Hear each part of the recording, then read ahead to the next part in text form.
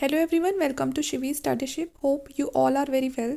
This is chapter 25, Life in the Gupta Age, and we are studying R.S. Sharma, Asian Indian History. Already इससे पहले हम chapter 24 तक complete कर चुके हैं, सारे लेक्चर अपलोड हो चुके हैं. आप चाहे तो प्लेलिस्ट में जाके सभी चैप्टर्स को देख सकते हैं. ये जो चैप्टर है हमारा life in the Gupta age, already इसका जो हाफ पार्ट है मैं कंप्लीट कर चुकी हूँ. चैप्टर काफ़ी लंबा हो जाता, इसलिए हम इसे दो पार्ट पे कवर करेंगे, एक पार्ट फर्स्ट और part second. Part first already upload हो चुका है, तो आप उसको देख सकते हैं. लेक्चर बहुत ही ज़्यादा आपके लिए बेनिफिशियल रहेगा, चाहे आप अपनी हिस्ट्री की नॉलेज के लिए देख रहे हो या फिर आप किसी एग्ज़ाम के लिए प्रिपेयर कर रहे हो.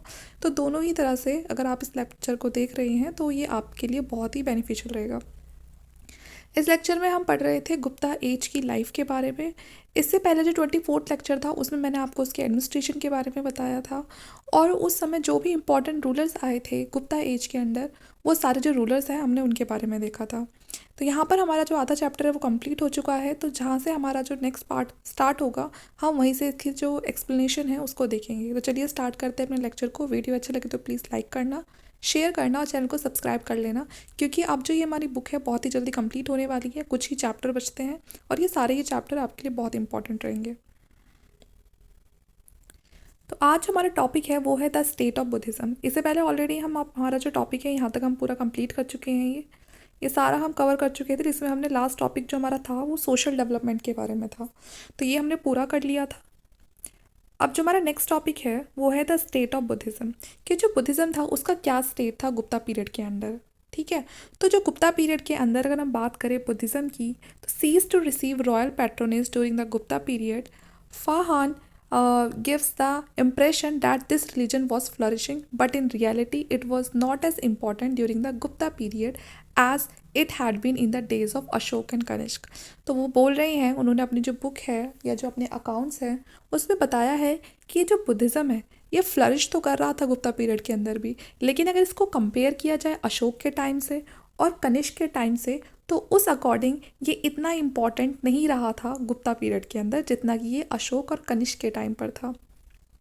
कुछ अगर आप स्तूप देखेंगे, विहार देखेंगे, तो गुप्ता पीरियड में भी इनका कंस्ट्रक्शन हुआ है, जिसमें जो नालंदा है वो सबसे बड़ा बुद्धिस्ट सेंटर बन के निकला था, जो बुद्धिस्ट एजुकेशन सेंटर बन के निकला था नालंदा में. ठीक है, नेक्स्ट टॉपिक है हमारा the origin and the growth of Bhagavatism. Okay, तो Bhagavatism originated in the post Maurya time. तो जो ये भगवतिज्म है ये पोस्ट मौर्य टाइम पर इसका जो ओरिजिन हुआ, and centred around the worship of Vishnu. तो जो भगवतिज्म है इसमें क्या होता था, जो विष्णु है उनकी पूजा की जाती थी. ठीक है, Vishnu was a minor god in Vedic time. He represented the sun and also the fertility cult. ठीक है, तो जो विष्णु है उनको माइनर गॉड की तरह देखा जाता था वैदिक टाइम में. ये सन को रिप्रेजेंट करते थे और साथ में फर्टिलिटी कल्ट को. अगर हम 2nd सेंचुरी BC के आसपास देखें तो he was merged with a god called Narayan. अब इनको नारायण जो बोला जाने लगा, and came to be known as the Narayan Vishnu.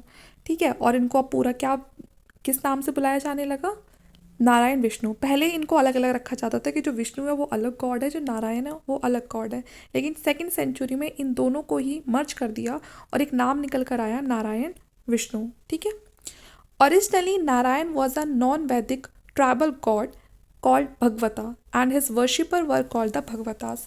Originally जो नारायण थे वो एक नॉन वैदिक ट्राइबल गॉड थे. ठीक है ना, मतलब जो वैदिक है, जो वेद है, उनमें इनका ज़्यादा वो नहीं था. जो गॉड पहले से मेंशन थे वेद में उसमें नारायण का जिक्र नहीं था, बल्कि एक नॉन वैदिक ट्राइबल गॉड थे और इनको भगवत बोलते थे. और जो इनके वर्शिपर्स थे, जो इनकी पूजा करते थे, उनको भगवतास बोलते थे. This god was conceived as a divine counterpart of the tribal chief, just as a tribal chief received present from his kinsmen and distributed share among them. ठीक है, तो ये बताया है कि जो जैसे ये ट्राइबल चीफ के बारे में बताया है कि जो ट्राइबल चीफ थे ये एक तरह से जो उनके गॉड हुआ करते थे, जो ट्राइबल वगैरह जो उस टाइम पे जो कम्युनिटी होती थी. ठीक है, Narayan also was supposed to bestow share और good fortune on his bhakt और वर्शिपर. ठीक है, तो ऐसा माना जाता था कि जो नारायण है वो अपने भक्तों का उद्धार करते हैं, है ना, और उनका जो गुड फॉर्चून है और उसको मतलब वो अच्छा बनाते हैं, जो उनका फॉर्चून है उसको अच्छा बनाते हैं. इन रिटर्न द वर्शिपर और द भक्त ऑफर्ड देयर लविंग डिवोशन और भक्ति टू हिम, और इसके बदले जो वर्शिपर हैं वो क्या करेंगे, वर्शिपर कौन, जो नारायण के भक्त हैं, वो उनको जो भक्ति है उससे मतलब उनकी भक्ति किया करते थे, ठीक है, या फिर अपने जो लविंग डिवोशन है उसको शो किया करते थे। जो वर्शिपर थे विष्णु के and those of Narayan were brought under a single umbrella by merging Vishnu with Narayan.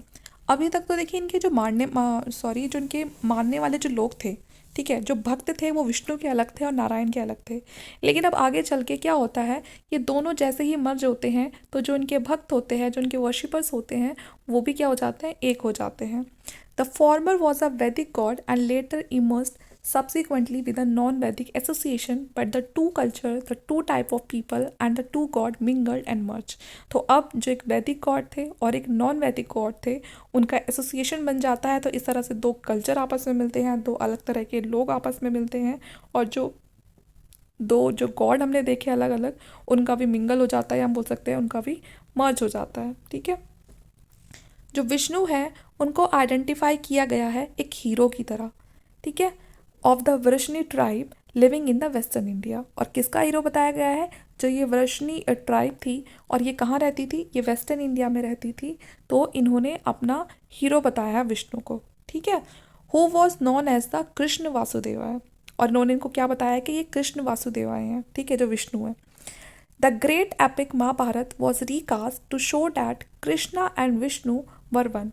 जो बहुत हम सबको पता है, हमारे जो ग्रेट एपिक है महाभारत, उसमें ऐसा दिखाया गया है कि जो कृष्णा और जो विष्णु है वो अलग अलग नहीं है, बल्कि वो एक ही हैं।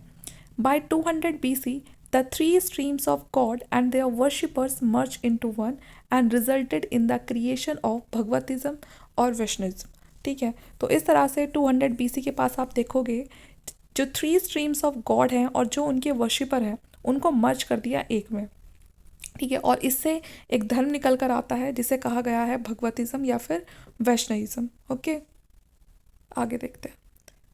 अब आप समझ गए होंगे, तीन नारायण हो गए, ठीक है, विष्णु, कृष्णा, तो इस तरह से ये तीनों गॉड को एक कर दिया और एक नई चीज़ निकल कर आई, एक अलग भगवतिज्म, ठीक है, या फिर इसको हम वैष्णविज्म भी बोलते हैं। भगवतिज्म वॉज मार्क्ड बाय भक्ति एंड अहिंसा। तो जो भगवतिज्म है वो किन दो चीज़ों को शो करती है, एक तो भक्ति और एक अहिंसा। भक्ति mean the offer of loving devotion, तो भक्ति का मतलब तो वही है कि लविंग डिवोशन, ठीक है। It was kind of royalty offered by the travel to his chief और by a subject to his king. एक तरह की लॉयल्टी होती थी, ये जो ट्राइबल हैं वो अपने चीफ को प्रेजेंट किया करते थे या अपने किंग को देते थे कि हम उनके बहुत वफादार हैं। और अहिंसा का मतलब क्या होता है कि हमें किसी भी जीव जंतु को नहीं मारना है, ठीक है। Suited the agriculture society was in keeping with the old cult of life giving fertility associated with Vishnu, ठीक है ना। और जैसे कि मैंने बताया फर्टिलिटी कल्ट के लिए भी जो विष्णु है उनको रिप्रेजेंट किया जाता है। People worship the image of Vishnu and offered it rites and sesamum etcetera. तो जो लोग थे वो जो विष्णु हैं उनकी पूजा करते थे, उनकी इमेज की पूजा करते थे और उनको बहुत सारे जो चढ़ावा होता है वो चढ़ाते थे। Out of the aversion to killing animal, some of them took to an entirely vegetarian diet। और बहुत सारे जो लोग थे यहाँ पर, अब जो इनके वर्शिपर थे उनकी जो डाइट है वो भी पूरी तरह से क्या हो गई थी, vegetarian. The new religion was sufficiently liberal to attract foreigners. It is also appealed to artisan and merchant who become important under the Satavahana and the Kushan। अब देखिए जो ये न्यू रिलीजन जो आया था ये अपने आप में इतना ज़्यादा लिबरल था कि इसने जो फॉरेनर्स थे उनको भी अपनी तरफ अट्रैक्ट कर लिया, जो आर्टिशंस थे, जो मर्चेंट्स थे, है ना, उनको भी अपील किया। Who become important under Satavahana and the Kushan, ठीक है। तो जो बहुत ज़्यादा जो आर्टिशन मर्चेंट थे सतवाहना और कुशान के टाइम के भी, उनसे भी अपील किया। Krishna taught in the Bhagavad Gita that even women, Vaishya, Shudra who were born of sin could seek refuge in him. And this religious text deal with the Vaishnavism teaching as did the Vishnu Puran and also to extend the Vishnu Smriti। ठीक है, तो भगवत गीता में कृष्णा ने बताया है कि जो women है, वैश्या है, शूद्र हैं, उनको हम मानते हैं ना कि उनको क्या बताया गया था कि वो जो बड़े बड़े जो मतलब जैसे वो इंडिपेंडेंटली जो वुमेन है वो कुछ कर नहीं सकती हैं, जो वैश्यास हैं, शूद्र हैं, उन्हें अपने से अपर वर्ण की सेवा करनी है। तो कहीं ना कहीं यहाँ पर जो दूसरे जो अपर वर्ण थे वो इनको, शूद्र को, वुमेन को, वैश्यास को क्या मानते थे? पाप का भागीदारी मानते थे कि इसीलिए तुम्हारा इस वर्ण में जन्म हुआ है। तो यहाँ भगवत गीता में क्या बताया गया है कि ये मतलब इस तरह से बॉर्न ऑफ सिन, मतलब ये पाप में पैदा भले हुए हैं, लेकिन उसके बाद भी ये भी क्या ले सकते हैं? कृष्णा के पास शरण ले सकते हैं। मुझे नहीं पता इस तरह से क्यों बताया गया है। This religious text deal with the Vaishnava teachings. तो ये जो रिलीजियस टेक्स्ट है ये हमें वैष्णव टीचिंग्स के बारे में बताता है। एज डिड द विष्णु पुराण, ठीक है। और यही सेम चीज़ आपको विष्णु पुराण में मिलेगी पढ़ने के लिए। और इसका ज़्यादा अगर आपको और डिटेल में डिस्कस करना है तो विष्णु स्मृति में, ठीक है। भगवतिज्म और Vaishnavism overshadow Mahayana Buddhism by Gupta time, ठीक है। And its preach the doctrine of incarnation और अवतार। तो यहाँ पर जो भगवत गीता है या भगवतिज्म है ये यहाँ पर ज़्यादा बताते हैं अवतार के बारे में, ठीक है।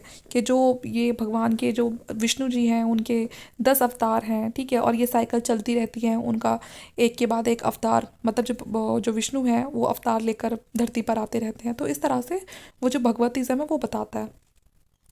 It was believed that whenever the social order faced a crisis, Vishnu appeared in a human form to save it। कि जब भी कोई बहुत बड़ा धर्म संकट या किसी भी तरह की कोई क्राइसिस आ जाएगा, ठीक है, तो जो विष्णु है वो एक ह्यूमन की फॉर्म में वापस से जन्म लेंगे इस दुनिया को बचाने के लिए। इस तरह से वो उनके जो भगवतिज्म है वो बताता है।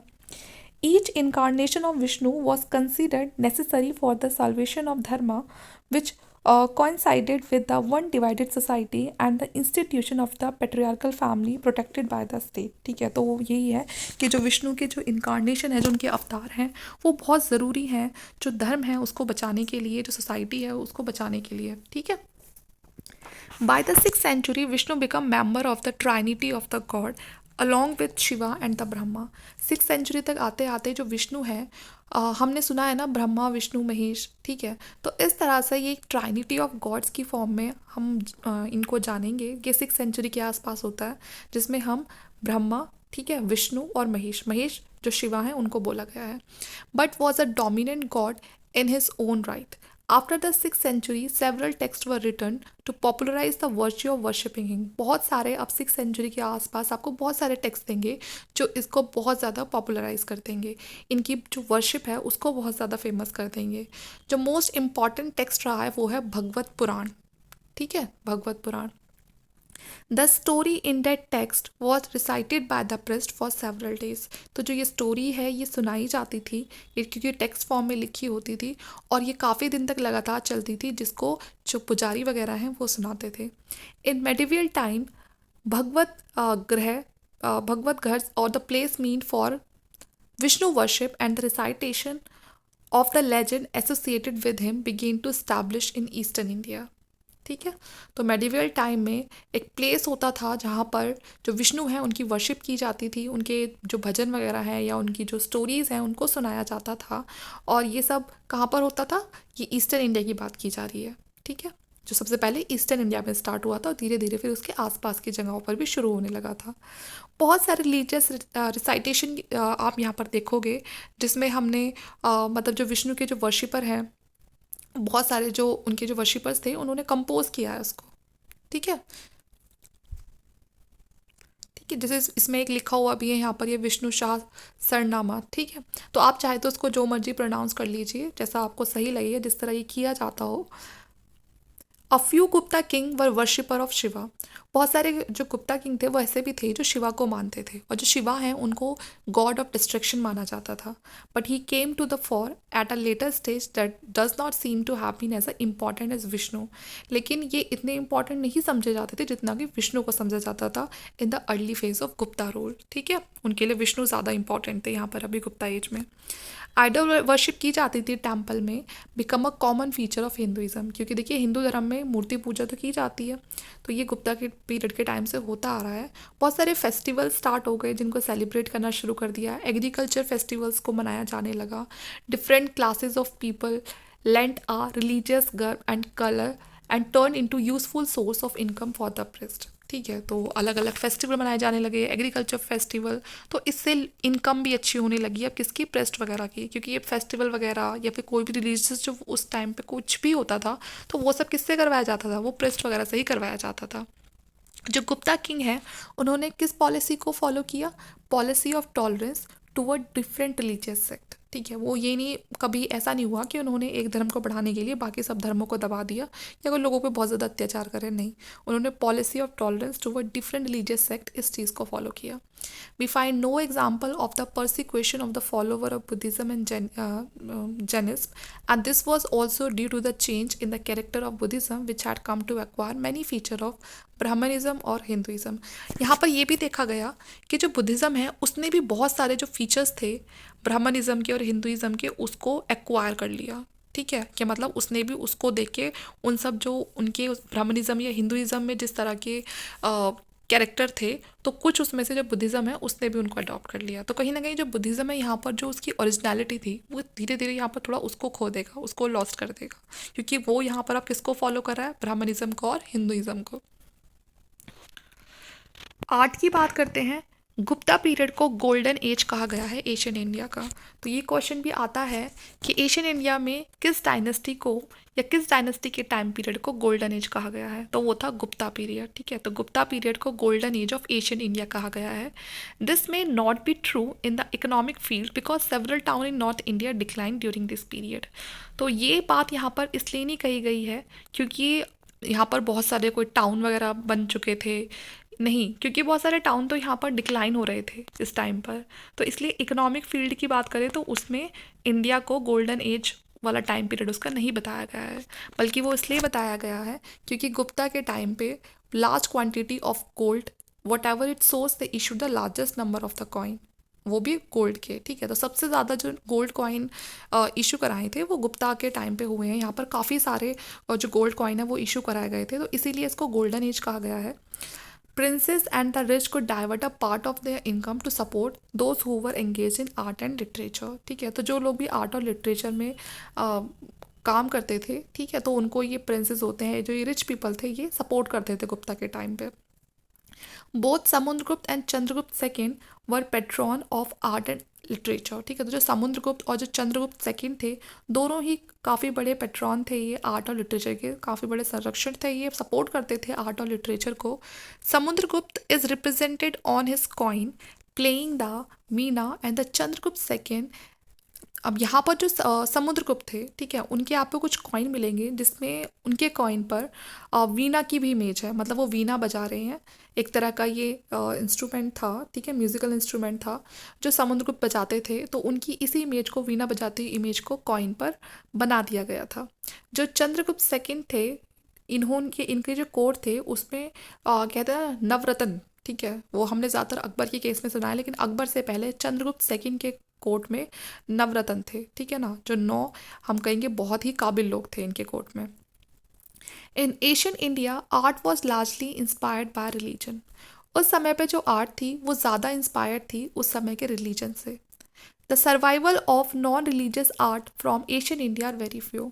और जो नॉन रिलीजियस आर्ट थी वो इतनी ज़्यादा नहीं थी और ना वो उस समय चलती थी। Buddhism gave great impetus to art in Maurya and post-Maurya time and led to the creation of massive stone pillar and the hewing of beautiful caves, raising of high stoop and relic tower। Buddhism ने का जो Buddhism वाली जो art थी, ठीक है ना, उसको ज़्यादा जो तवज्जो मिली थी वो मौर्य के टाइम पे मिली थी, पोस्ट मौर्य के टाइम पे मिली थी, क्योंकि उस टाइम पर बड़े बड़े स्टोन पिलर बनवाए गए थे, ब्यूटीफुल केव्स बनवाई गई थी बुद्धिस्ट मॉन्क के लिए, हाई स्तूप्स बनवाए गए थे, टॉवर्स बनवाए गए थे। जो stupa appeared as a dome like structure on round basis principally of stone. Innumerable images of Buddha were sculpture. ठीक है, क्योंकि आपको पता है ना स्तूप कैसा होता है, डोम लाइक स्ट्रक्चर होता है, राउंड होता है, स्टोन से बना होता है, और स्पेशली उसमें जो इमेजेस होती हैं वो बुद्ध की होती हैं। During Gupta period a large size copper image of Buddha of more than 6 feet was made. तो लेकिन ऐसा नहीं था कि गुप्ता पीरियड में कि ये सब चीज़ें नहीं करवाई जाती, रिलीजियस आर्ट थी तो रिलीजियस आर्ट हर तरह की देखी गई थी। हाँ हाँ, ये बात सच है कि बुद्धिज़्म को उतना ज़्यादा सपोर्ट नहीं मिला जितना कि मौर्य के टाइम पे मिला था, लेकिन यहाँ पर वो पूरी तरह से ख़त्म भी नहीं हुआ था। यहाँ पर भी देखी गई हैं, जैसे कि इसे बताया है कि एक लाइफ साइज कॉपर इमेज देखी गई है बुद्ध की जो मोर देन 6 फीट मतलब वो लंबी रही है।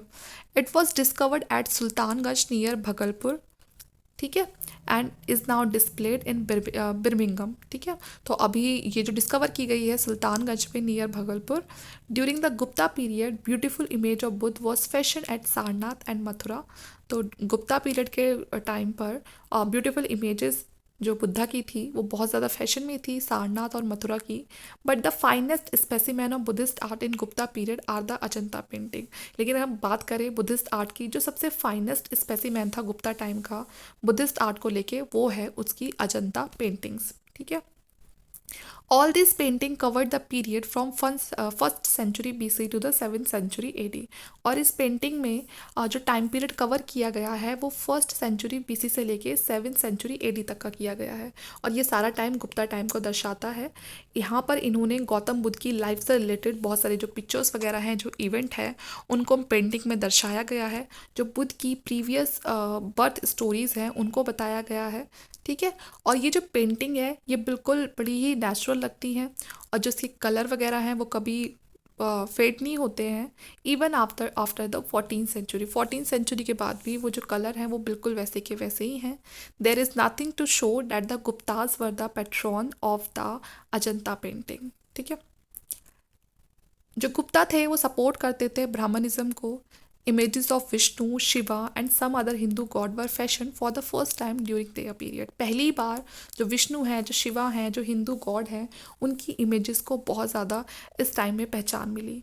Eight many places the entire pantheon is portrayed with the chief god at the centre surrounded by the retainer and the subordinate. तो इसमें काफ़ी ज़्यादा जो चीफ गॉड थे उनकी जो इमेजेस वगैरह है उनको बनाया गया, आसपास उनके जो रिटेनर है, जो सबऑर्डिनेट है, आसपास उनको बनाया गया।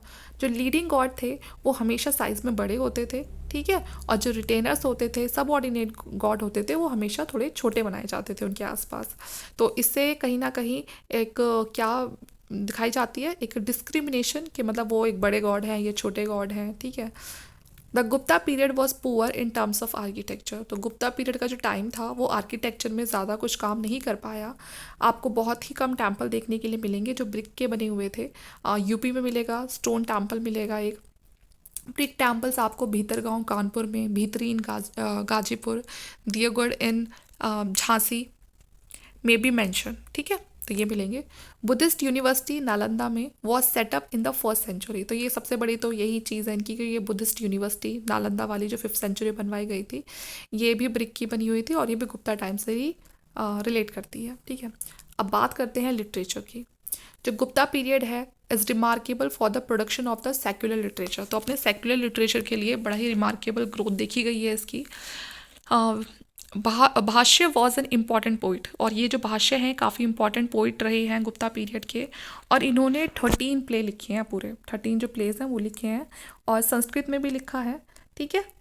But his drama also contain a substantial amount of प्राकृतिक, ठीक है। और काफ़ी सारे जो उनके ड्रामा हैं वो प्राकृतिक लैंग्वेज में भी हैं। He was the author of drama Daridra Charudatta, ठीक है। तो ये इनका एक ड्रामा है, ये नाम आप याद रखना। उसके बाद फिर ये मृच कटिका, ठीक है, the little clay cart by Shudraka. ये जो शुद्रक है ये उन्होंने लिखा है। This play deal with the love affair of poor Brahmin trader with a beautiful courtesan and it is considered one of the best work of Asian drama. तो ये एक लव स्टोरी है, एक गरीब ब्राह्मण के बीच में और एक कोर्ट में रहने वाले के बीच में, ठीक है। In his play Bhasa use the term yavanika for the content. तो ये जितने भी जो प्ले वगैरह हैं तो इसमें जो भाष्य हैं उन्होंने एक टर्म का इस्तेमाल किया है, यमनिका।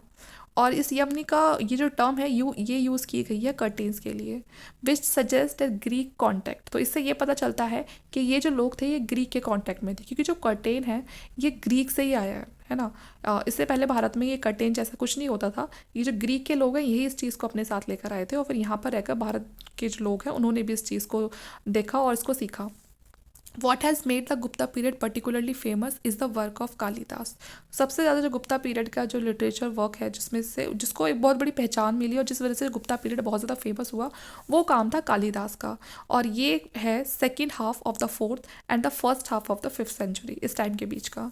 तो ये ग्रेटेस्ट पोइट रहे हैं क्लासिकल संस्कृत लिटरेचर के, जिन्होंने अभिजन शकुंतलम को लिखा, ठीक है, highly regarded in the world literature. और ये ना केवल भारत में बल्कि वर्ल्ड की जो लिटरेचर है उसमें भी बड़ा फेमस है। ये एक लव स्टोरी है किंग दुष्यंत की और शकुंतला की, ठीक है। हुज सन भारत अपीयर ऐसा फेमस रूलर, जिनका बेटा जो दुष्यंत और शकुंतला होते हैं, इनका बेटा भारत जो एक बहुत ही फेमस रूलर के तौर पे देखा गया है। जो शकुंतलम है was one of the earliest Indian work to be translated into European language. जो शकुंतलम है वो one of the earliest Indian work है जिसको बाद में ट्रांसलेट किया गया यूरोपियन लैंग्वेजेस में, ठीक है, मतलब इसको दूसरी जो यूरोपियन लैंग्वेजेस है उसमें ट्रांसलेट किया गया। और एक बड़ा इंपॉर्टेंट वर्क है वो है भगवत गीता, ठीक है। The play produced in India during Gupta period have two common feature. तो जो प्ले जितने भी प्रोड्यूस किए गए इंडिया में गुप्ता पीरियड के टाइम पे, उनके दो बड़े कॉमन फीचर हैं। पहला है they all are comedies, no tragedy are found. तो ये सब एक कॉमेडी के फॉर्म में, कोई ऐसे ट्रेजिडी वगैरह है वो उस तरह से नहीं है। Secondly, character of the higher and the lower classes do not speak the same language. दूसरा ये था कि जो हायर और जो लोअर क्लासेस के जो कैरेक्टर होते थे किसी भी प्ले के अंदर, वो कभी भी सेम लैंग्वेज नहीं बोलते थे। जो वुमेन और शूद्र होते थे वो हमेशा प्ले के अंदर प्राकृतिक को यूज़ करते थे, प्राकृतिक भाषा को, और जो हायर क्लासेस होते थे वो हमेशा संस्कृत को यूज़ करते थे। We may recall that Ashoka and the Satavahana use Prakrit as the state language. Ashoka का हम सबको पता ही है, जो अशोक थे और जो सतवाहना थे वो दोनों ही प्राकृतिक लैंग्वेज को यूज़ करते थे एज अ स्टेट लैंग्वेज। ये जो पीरियड है ये शो करता है increase in the production of religious literature, कि सबसे ज़्यादा यहाँ पर रिलीजियस लिटरेचर का प्रोडक्शन हुआ है। बहुत सारा जो वर्क है इस पीरियड का, ठीक है, वो स्ट्रॉन्गली रिलीजियस बायस्ड है। And the two great epic यहाँ पर जिसकी अब बात करेंगे, रामायण और महाभारत, वर ऑलमोस्ट कंप्लीटेड, ठीक है, उनको भी कंप्लीट किया गया है ऐसा 4th सेंचुरी एडी के आसपास। ये जो एपिक है, पुराण है, ठीक है, इनको कंपाइल किसने किया है? जो ब्राह्मण थे उन्होंने किया था। They represent the Kshatriya tradition, और वो इससे इनमें क्या रिप्रेजेंट करते हैं रामायण और महाभारत में? क्षत्रिय ट्रेडिशन को, किस तरह से राजा रजवाड़े काम करते थे, युद्ध करते थे। दे वर रिपील्ड विद मिथ लेजेंड, ठीक है, और ये जितनी भी जो स्टोरी हैं ये मिथ, ठीक है, लेजेंड्स वगैरह, क्योंकि इनके आपको पूरी तरह से कोई प्रूफ नहीं है आपके पास, बस आप एक स्टोरी की तरह मान सकते हो। हम इस चीज़ का कोई पक्का प्रूफ नहीं कि वाकई में ही ये चीज़ें कभी हुई होंगी या नहीं, ठीक है, तो कम्प्लीटली हम इसको मिथ मान सकते हैं। They may reflect social development but are not dependable for political history. तो ये सोशल डेवलपमेंट को रिप्रेजेंट करती हैं, रिफ्लेक्ट करती हैं, लेकिन पॉलिटिकल हिस्ट्री वगैरह पूरी तरह से आर नॉट डिपेंडेबल, ठीक है। The Ramayana relate the story of Ram. तो जो रामायण है उसमें स्टोरी बताई गई है राम की, जिसको उनके जो फादर होते हैं दशरथ, हम सबको पता है कि जो राम है उनके फादर दशरथ थे और वो राजा थे अयोध्या के, ठीक है। तो जो दशरथ हैं वो अपने बेटे राम को 14 साल के वनवास पे भेज देते हैं। उनकी जो स्टेप मदर होती है केकई, उनके कहने पे हे फेथफुली कैरिड आउट इस फादर ऑर्डर, और जो राम होते हैं वो अपने पिता के इस ऑर्डर को बहुत ही फेथफुली मानते हैं और वो जंगल में जाके रहना शुरू कर देते हैं अपनी वाइफ सीता के साथ, ठीक है। और वहाँ पर जो सीता का जो अपहरण है वो रावण कर लेते हैं, और रावण कौन होता है? वो लंका का किंग होता है। फिर बाद में जो राम होते हैं वो सुग्रीव की हेल्प लेकर अपनी जो वाइफ होती है सीता, उनको रेस्क्यू कर लेते हैं। The story has two important moral strand, और ये जो स्टोरी है हमें इसके दो इम्पॉर्टेंट मॉरल स्ट्रैंड है। पहला ये institution of family in which a son must obey his father, कि मतलब वो ये दर्शाता है कि जो बेटा है वो उसने अपने जो उनके फादर है वो उनकी कितनी इज्जत करता था, उन्हें कितना कहना मानता था। और जो उनका छोटा भाई होता है, क्योंकि जब राम जंगल के लिए आए थे अपनी वाइफ सीता के साथ, तो जो उनका छोटा भाई होता है वो भी उनके साथ आता है, ठीक है। And the wife must be faithful, जो उनकी वाइफ थी वो काफ़ी फेथफुल रही है अपने हस्बैंड के लिए हर एक कंडीशन में, कि उन्होंने जब उनके पति उस राजपाट को छोड़ के जंगल के लिए निकले तो वो भी उनके साथ आ गई, ठीक है। और उन्होंने कभी जो रावण है जब वो उनको उठा के ले गए और रावण उनसे जिद करते हैं शादी के लिए, तो उन्होंने अपने पति के बारे में कभी किसी के लिए नहीं सोचा, ठीक है ना, अपने पति के अलावा कभी किसी के बारे में नहीं सोचा। तो ये उनको दिखाता है कि वो कितनी लॉयल थी, कितनी फेथफुल थी, मतलब चाहे परिस्थितियाँ कैसी भी रही हों। सेकंड, ये चीज़ हमें क्या सिखाती है, Ravana symbolize the force of evil. हम सबको पता है, ठीक है, कि वो जो रावण है वो क्या दर्शाता है, वो जो राक्षस, ठीक है ना, और बुराइयाँ उनको दर्शाता है। Ram the force of rightness, और जो राम है वो एक राइटनेस की फोर्स को दर्शाते हैं, ठीक है। In the end righteousness trump over the force of evil, और वो कहते हैं ना कि जो अच्छाई होती है वो बुराई पर जीत ही जाती है। तो ये जो रामायण है ये भी हमें यही सिखाती है। And a good order over a bad order, जैसे कि मैं आपको बता रही हूँ कि हमेशा जो अच्छाई होती है वो बुराई पर जीत जाती है। बुराई चाहे कितनी भी स्ट्रॉन्ग क्यों नहीं, कितनी पावरफुल क्यों नहीं है, लेकिन हमेशा आखिरी में जाके जो जीत होती है वो अच्छाई की ही होती है, वो सच की ही होती है। The story of Ram had a much wider social and religious appeal than the main narrative of the Mahabharata. तो जो स्टोरी लाइन है राम, जो स्टोरी है राम की, काफ़ी ज़्यादा मच वाइडर है अगर हम सोशल और रिलीजियस तरह से उसे देखते हैं, जो कि महाभारत इस तरह से नहीं है। दोनों स्टोरीज में हम सबने सुनी है, काफ़ी फ़र्क है। There are many version of Ramayana in all important Indian languages. तो आपको बहुत सारे वर्जन मिल जाएंगे रामायण के अलग डिफरेंट डिफरेंट लैंग्वेजेस में, ठीक है, जो कि साउथ ईस्ट एशिया में भी है, वहाँ पर भी अपनी लैंग्वेज के हिसाब से जो रामायण है उसको लिखा गया है। जो महाभारत है वो एक ऐसी स्टोरी है जिसमें कॉन्फ्लिक्ट है दो ग्रुप के बीच में, और ये जो दो ग्रुप हैं ये कजन्स के ग्रुप हैं। एक ग्रुप होता है कौरव का और एक होता है पांडव्स का, ठीक है। और जो कौरव्स और पांडव्स होते हैं ये आपस में कज़न होते हैं, और लड़ाई झगड़ा किसके लिए, सिर्फ राजपाट के लिए कि राजा कौन बनेगा। जो पांडव्स होते हैं were entitled to their share in the kingdom ruled by the Dhritarashtra, and Kaurava refuse to give them as a single inch of territory. अब होता क्या है, यहाँ पर जो रूल कर रहा होता है वो धृतराष्ट्र कर रहा होता है। जो धृतराष्ट्र होता है उसके बेटे होते हैं कौरव, है ना, और धृतराष्ट्र के जो छोटा भाई होता है उसके बेटे होते हैं पांडव। अब यहाँ पर जो पांडव होते हैं वो पूरे उस किंगडम को बांटने के लिए तैयार रहते हैं कि ठीक है आधा हम ले लेंगे पांडव और आधा कौरव ले लेंगे। लेकिन जो कौरव होते हैं वो इस बात को मानने से साफ साफ मना कर देते हैं, वो उनको अपनी टेरिटरी का एक छोटा सा हिस्सा भी नहीं देना चाहते पांडव को। अब यही एक रीज़न बनता है आगे चल के दोनों के बीच में लड़ाई का। जो पांडव होते हैं यहाँ पर उनके सहायक बनते हैं कृष्णा, ठीक है, and the Kaurava fighting on their own. और जो कौरव है वो अपने खुद के दम पे लड़ते हैं, मतलब जो कृष्णा होता है वो उनका साथ नहीं देते हैं, बाकी कौरव के साथ भी काफ़ी लोग होते हैं। इवेंचुअली इस फाइट में जो कौरव होते हैं, इस बैटल में, वो बहुत बुरी तरह हार जाते हैं, और जो पांडव होते हैं वो जीत जाते हैं। तो यहाँ पर भी वही दिखाया है कि यहाँ पर the victory of rightness over the force of evil, ठीक है, कि वही कि अच्छाई पर बुराई पर अच्छाई की जीत होती है। जो भगवत गीता है form an important part of the Mahabharata. It teaches the person must carry out the duty assigned to him by his caste rank under all circumstances without any desire for reward. तो भगवत गीता भी हमें यही सिखाती है। महाभारत के अंदर भगवत गीता में ये बताया गया है, देखिए भगवत गीता जब होती है, जब महाभारत में कौरव और पांडव के बीच में झगड़ा होने वाला होता है, तो पांडव में जो अर्जुन होते हैं वो ये सोचते हैं कि मैं अपने भाइयों को कैसे उन पर इस तरह से हमला कर सकता हूँ, मैं उनके साथ लड़ सकता हूँ। तो जब जो कृष्ण होते हैं वो उनको ये चीज़ समझाते हैं, ठीक है। तो वही जो उनकी कॉन्वर्सेशन है अर्जुन की और कृष्णा की, वही इस भगवत गीता में लिखा हुआ है। और भगवत गीता यहाँ पर ये सिखाने की कोशिश करती है कि हमें अपनी ड्यूटीज़ को पूरी तरह से निभाना चाहिए।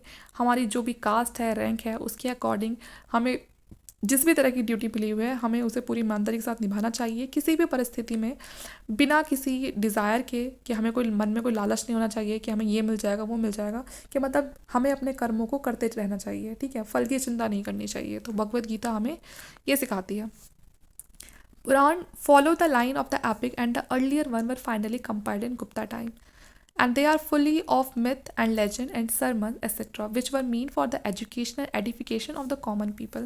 तो ये देखिए मैंने जैसे कहा कि पूरी तरह से हमें नहीं पता कि इस तरह की कभी चीज़ें हुई भी हैं नहीं हुई हैं, लेकिन पढ़ने के लिए और अच्छी चीज़ें सीखने के लिए महाभारत भी काफ़ी अच्छी है और रामायण भी अच्छी है। आप उनको पढ़ के बहुत कुछ सीख सकते हैं, ठीक है। और अगर आप कुछ करने भी जा रहे हैं तो आप देख सकते हो, अगर आप अपने होता है ना कभी कभी दो भाइयों में झगड़ा हो जाता है, दो बहनों में झगड़ा हो जाता है, तो रिजल्ट आपके सामने है कि महाभारत में क्या हुआ था। ये तो कहने वाली बात है कि पांडव को बाद में टेरिटरी मिल गई थी, लेकिन क्या मिलने में मिली थी, आधे से ज़्यादा जो उनका वंश था वो ख़त्म हो चुका था, ठीक है। अब जो चीज़ें उन्हें मिली है उसकी वो खुशी क्या मनाएंगी, जो जाने वाले हैं सबसे ज़्यादा दुख उनका है उन्हें। तो यहाँ पर अगर आप लाइफ में कुछ भी करना चाहते हो, और वो चाहे कोई इस तरह से कोई बैटल वगैरह है या फिर किसी के साथ झगड़ा चल रहा है, कुछ भी चीज़ें हैं, तो आप इन चीज़ों को देख के आप बहुत कुछ सीख सकते हो, बहुत सारी गलतियाँ करने से ही बच सकते हो अपने फ्यूचर में। तो इसलिए इस तौर से ये जो जितनी भी बुक्स वगैरह हैं, ये स्टोरीज़ हैं, बहुत अच्छी हैं। पढ़नी चाहिए सबको। The period also saw the compilation of various smriti और the law books in which social religious norms were written in verses. ठीक है, तो इस पीरियड में बहुत सारी जो स्मृतिज़ हैं, लॉ बुक है, उनको भी लिखा गया है जिसमें सोशल रिलीजियस नॉर्म्स के बारे में बताया गया है। जो ये फेज़ है, ठीक है, यहीं से जो स्मृति हैं उन पे जो कमेंट्रीज़ वगैरह हैं उनको लिखना स्टार्ट किया गया था गुप्ता पीरियड में। गुप्ता पीरियड में जो डेवलपमेंट होता है वो होता है संस्कृत ग्रामर का, और ये कौन करते हैं? पनीनी करते हैं। ठीक है, पनीनी एंड पतंजलि। ठीक है, based on the work of Panini and Patanjali, तो इन दोनों के काम पर ही ये जो संस्कृत ग्रामर है इसमें काफ़ी ज़्यादा डेवलपमेंट देखी गई है। And this period is particularly memorable for the compilation of Amar Kosh by the अमर सिम्हा। तो यहाँ पर एक अमर कोश भी लिखा जाता है, कंपाइलेशन होता है, अमर कोश बोला गया है जिसे, और इसे कौन पूरा कंपाइल करता है? अमर सिन्हा। और ये किसके टाइम पे होता है? ये चंद्रगुप्त सेकंड के टाइम पे होता है।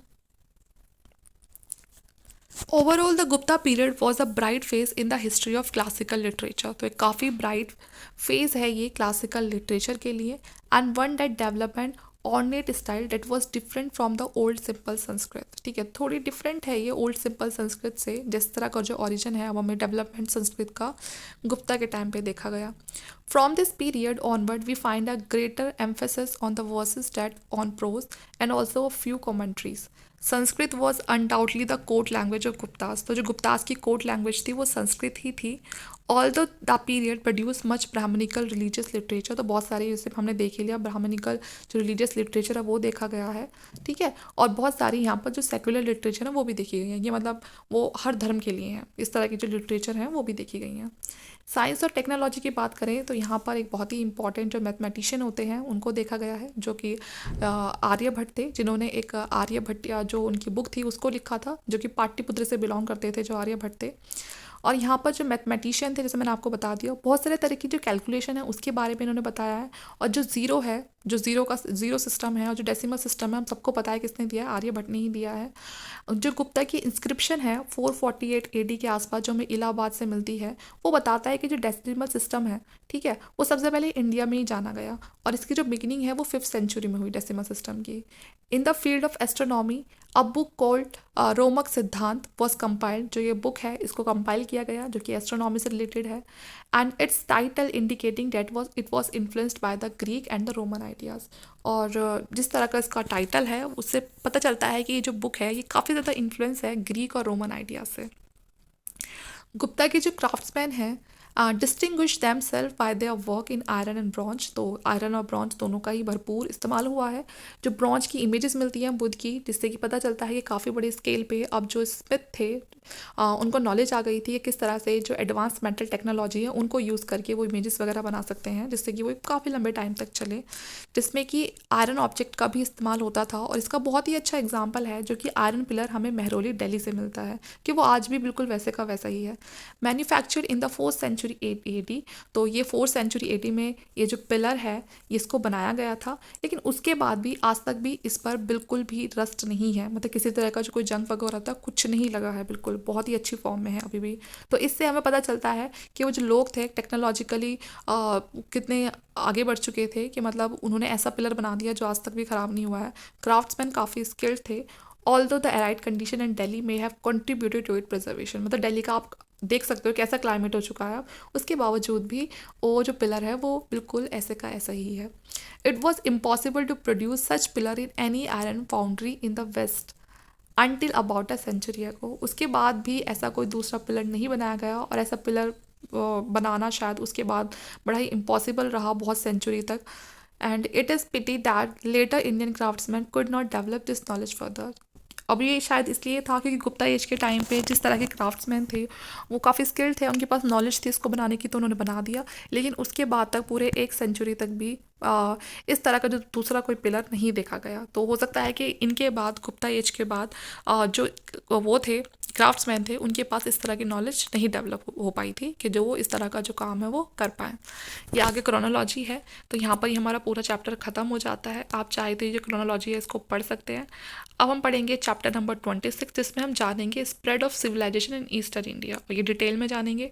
तो यहाँ पर ही हमारा लेक्चर ख़त्म हो जाता है। ये हमारा पार्ट 2 भी कंप्लीट हो गया। लेक्चर काफ़ी लंबा रहा है तो इसलिए इसे हमने 2 पार्ट में कवर कर लिया। आप पार्ट फर्स्ट भी देखना, उसके बाद इस पार्ट को देखना, आपको जो चैप्टर है बहुत ही अच्छे से समझ आ जाएगा। और उम्मीद करती हूँ वीडियो आपको अच्छी लगी होगी, मेरा पढ़ाया वो आपको समझ आ रहा होगा। तो अगर आपको सब कुछ बहुत ही सही लग रहा है तो प्लीज़ वीडियो को लाइक भी करें, शेयर करें और चैनल को सब्सक्राइब कर लें। Thank you.